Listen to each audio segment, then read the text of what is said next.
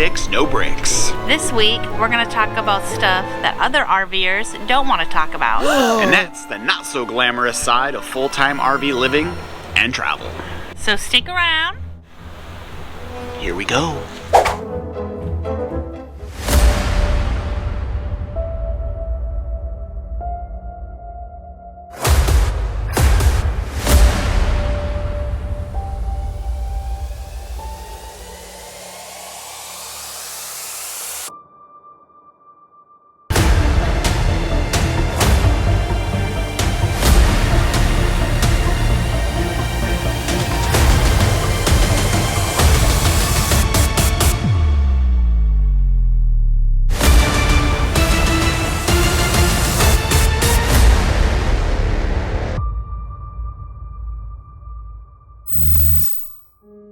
Alright, so Jen and I both went our separate ways.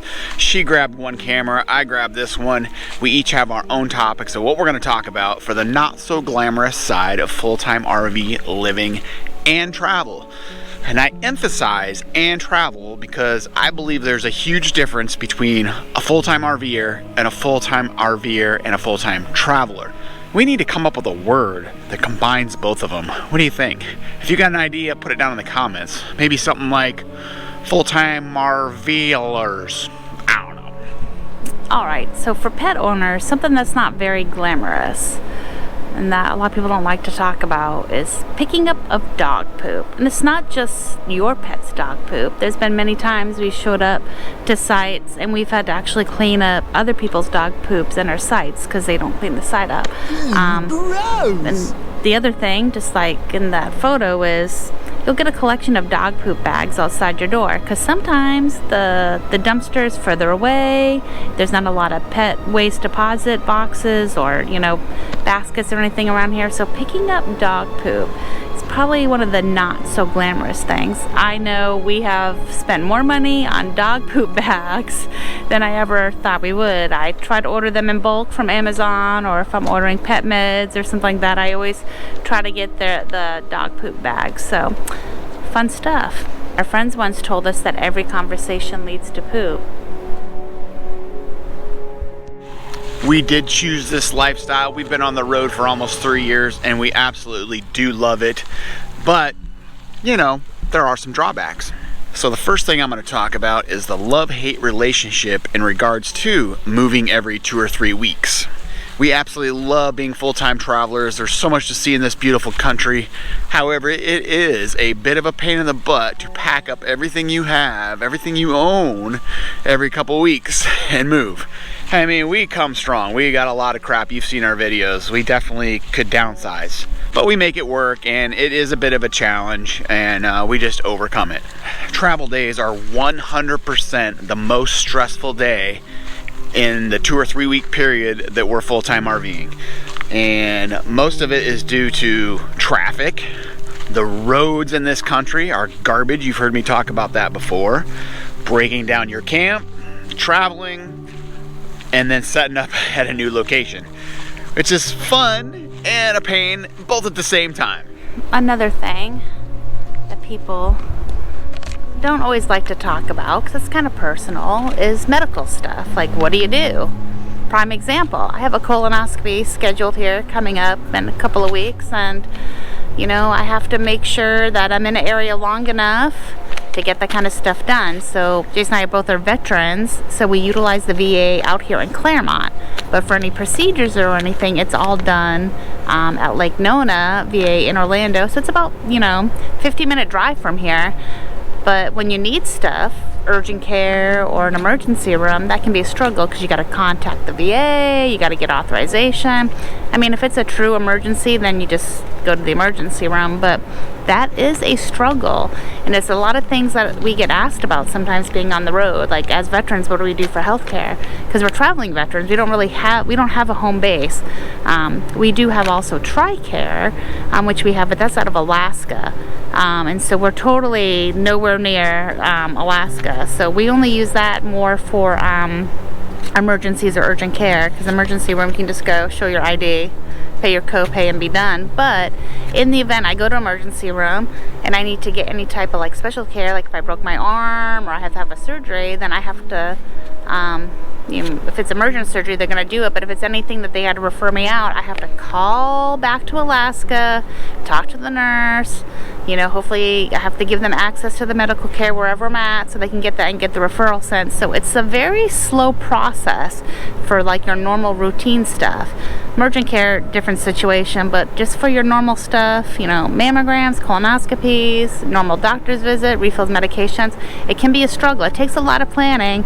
Our meds get mailed to us through the VA, and so we each know when we're coming due, and we got to make sure that we can get them delivered to where we're at. And then for the pets, we like to use military treatment facilities. Most bases have those, and so we found one out, and we were in Vegas for 2 of the dogs. And so when they got the prescriptions, the vets were both smart enough, because they're going to have to be on these meds forever, that they gave us like 1,000 refills. So we use pet meds or we use Chewy to get that stuff delivered.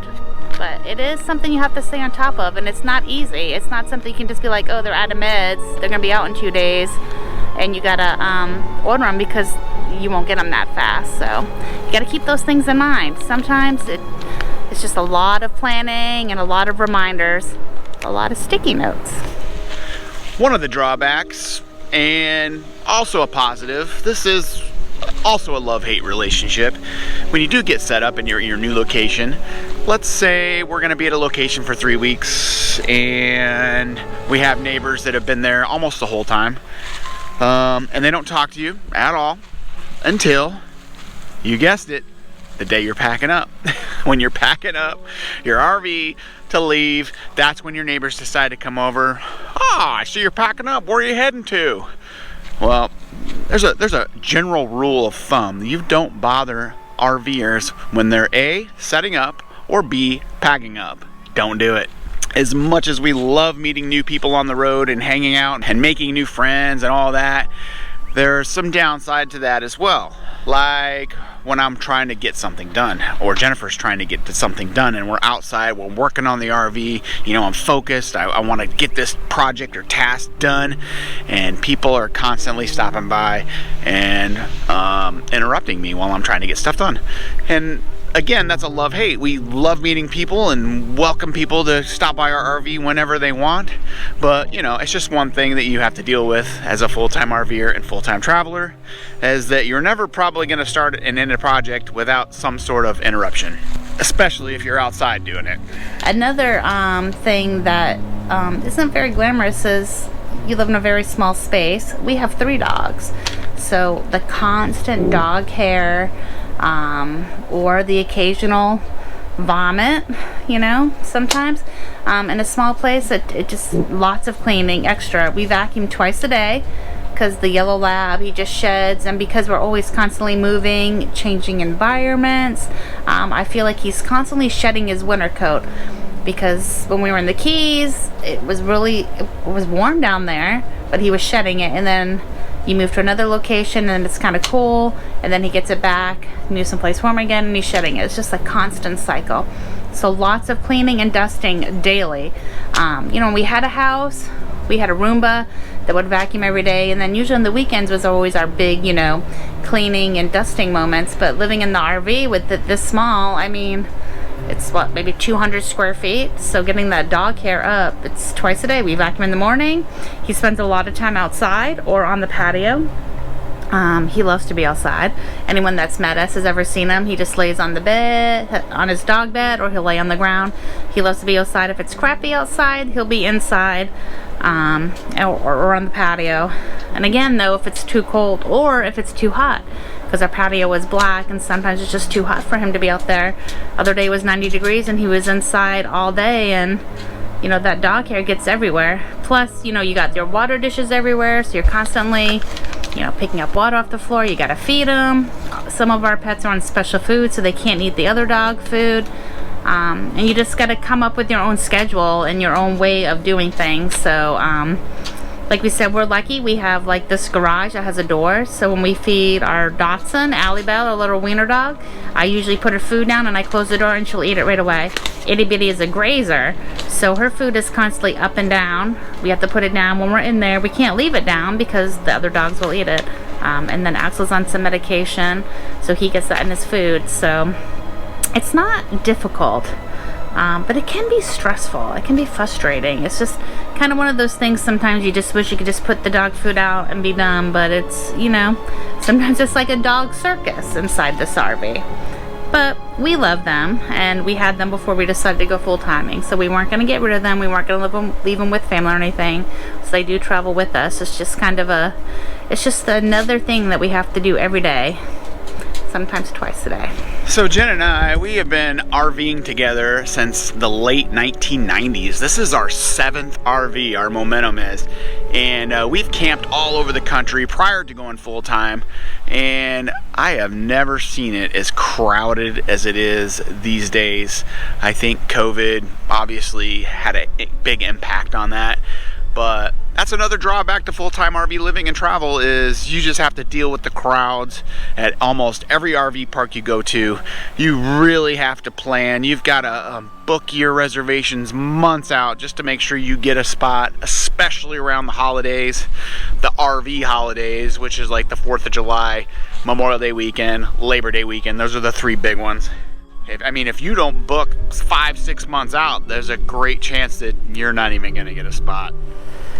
All right, it's kind of nice out, a little bit windy, so I'm gonna come out here.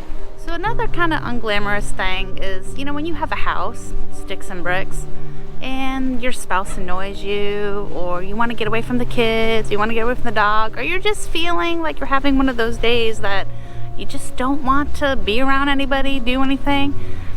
That is kind of a struggle when you live in 200 square feet. Like, you're on top of each other every day, all day. So when it's just Jason and I, and we don't have friends at a campground, I mean, we enjoy it, but then we kind of get lonely. You know, after a while, you're like, man, it'd really be nice if we had other people to do these experiences with, you know, kayaking, going to the pool, just hanging out at night, playing Mexican Train, playing cards, and that's just something that I kind of struggle with. We're both very social, but like when we're together, you know, sometimes we force each other to do activities with each other that, you know, we're not big fans of. Jason does not like to go shopping, but when it's just him and I and we want to get out and do something, he'll come with me. I drag him along, but it's not the same. There's not going every aisle down Target, just looking at stuff to look at stuff. He wants to get in, get what we need, and get out. And as many of you ladies know, we don't like to do that. Another thing, along with privacy, is just like when you don't feel good. You know, like you just want your space. Well, in the RV, there's one bed. You know, in our house, we had a bed, we had a couple different bedrooms, or we had, you know, a nice big living room, big bathroom, and those are just things sometimes I do miss. I don't miss the payments or anything like that, responsibilities, but I just miss having some privacy. Not just from my spouse, but people in campgrounds. You know, like we're just packed next to each other, you know, all the time. People are nosy. I mean, it happens. I am as well. I always want to know what's going on. So you can't just sit outside sometimes. That's a big thing, is you can't just sit out there and enjoy because people are going by, talking. I love that, but I do miss the privacy. I do miss sometimes having my own alone time. When I want my alone time, I just tell Jason, hey, I'm gonna go to Walmart, I'm just gonna go for a bike ride, I'm gonna go for a long walk. Just depends on how long I wanna go.